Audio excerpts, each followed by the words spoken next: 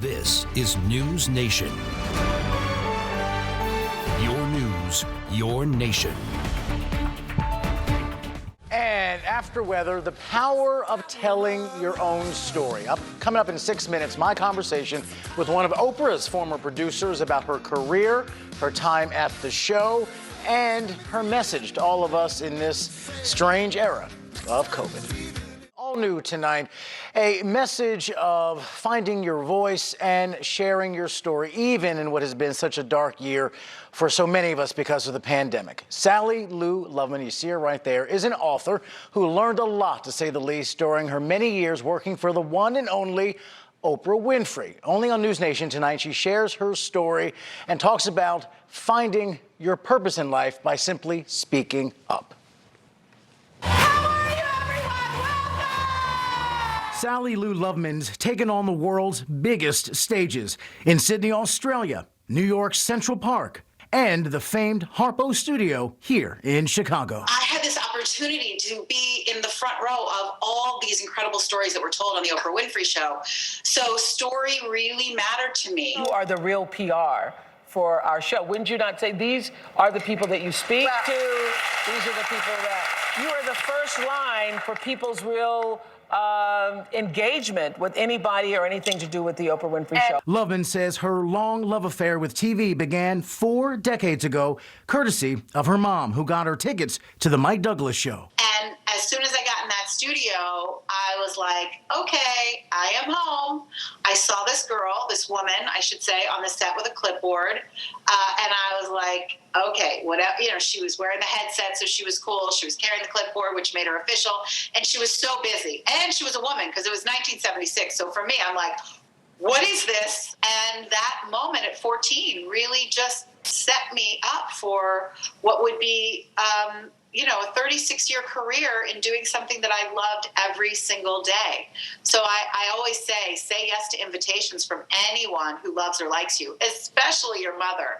For me, it changed the trajectory of my life, and I'm so grateful. And for folks who don't know kind of the inside baseball and mechanics of TV, explain what an audience producer does and what you did specifically on the Oprah Show for a number of years, because you had to warm up that audience and kind of be the lead-in act for Oprah. Yeah. Well, she sure didn't need a lead-in act, but I guess you could call me the lead-in act. I have a feeling that today is your day, because here with us at Harpo Studios, home of the Oprah Winfrey Show. I will say that the warm-up part of my job was sort of like an after thing, because most television shows with live audiences has a warm-up act, but that is separate from an audience producer. But I did both. And really, the thing that I loved the most was the warm-up.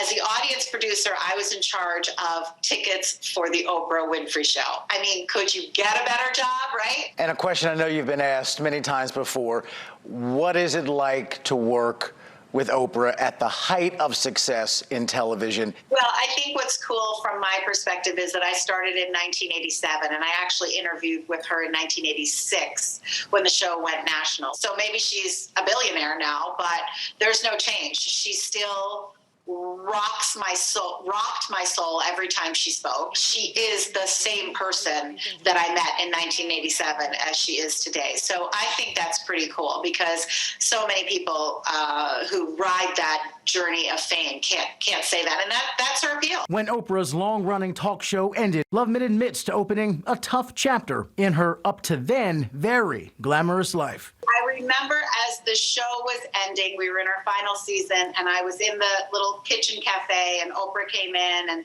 we kind of passed each other, and she said to me, how are you feeling? And I said, I'm not even sure people will even like me when the show ends. And I wasn't being dramatic. I was really serious. And, I've lived a life of being liked. I've always been a very affable, kind person, and I've had a lot of friends and people like me, but people really liked me when I was at the Oprah Winfrey Show. So how do you pivot from all of that to no regular work? I really have struggled over the years thinking like, wow, this is really hard. The phone doesn't ring like it used to, and I can't make a phone call and people just answer it. And without the brand, who am I? When you're Sally Lou Loveman, you take stock.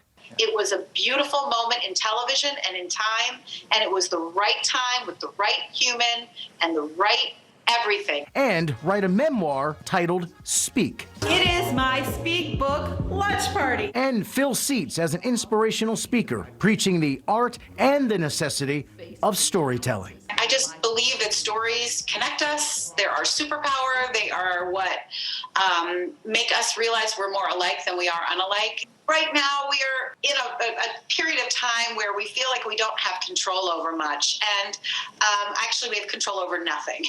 And so if we can control our story, not to say we can control our future, but we are the owners of our story. And we need that connection more than ever. As Loveman's next chapter takes flight and she emboldens her audience to tell their story, her famous former boss is never far from her mind. She has made a career out of being who she is and being herself. And I think that's the best gift anyone can be. One of the great quotes that was on our wall at Harpo that she introduced me to, she introduced us all to it, and to me it's one of my favorite quotes, is the privilege of a lifetime is being who you are. Joseph Campbell. So it was really that was that was her show.